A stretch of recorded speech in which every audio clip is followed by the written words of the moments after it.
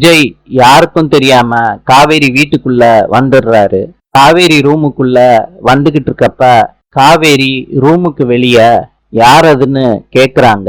விஜய் பதறி போய் காவேரி ரூமுக்குள்ள ஓடியாந்துடுறாரு. கதவையும் சாத்திடுறாரு. காவேரின்னு சொல்லி கூப்பிடுறாரு.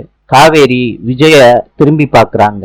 குமாரோட அம்மா சொல்றாங்க, சாரதா, ரூமுக்கு வெளிய யாரோ நிக்கிற மாதிரி இருந்துச்சு. யாருன்னு கேட்டா டப்புன்னு காவேரி ரூமுக்குள்ள ஓடி போயிட்டான். சாரதா கதவை தட்டி திறக்கிறாங்க. காவேரி கேக்குறாங்க, என்னம்மா ரூமுக்குள்ள வந்து என்னம்மா பாக்குற? என்னம்மா சொல்லிட்டு போமா? பதறாங்க காவேரி அவங்க அம்மாவை பார்த்து. சாரதா ரூமுக்குள்ள தேடுறாங்க. இத குமாரோட அம்மா ரூமுக்கு வெளியே இருந்து பாத்துக்கிட்டு இருக்காங்க. காவேரியோட பாத்ரூம சாரதா திறக்கிறாங்க. காவேரி பதறி போய், அம்மா திறக்காதம்மா அப்படின்னு சொல்றாங்க. சாரதா நான் திறந்து பாப்பேன்னு சொல்லிட்டு திறந்து பாக்குறாங்க. காவேரி சொல்றாங்க, பாத்தியாம்மா, பாத்ரூம்குள்ள யாருமே இல்லம்மா. ஒருவேளை அம்மா நீங்க எல்லாம் பார்த்தது பேயா இருக்குமோ? இத கேட்ட குமாரோட அம்மா பதறி போறாங்க.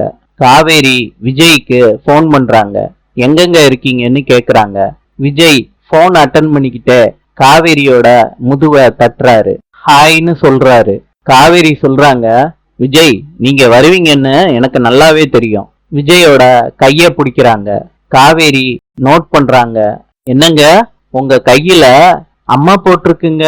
விஜய் பேந்த பேந்த முழிக்கிறாரு. நாளை சந்திப்போம்.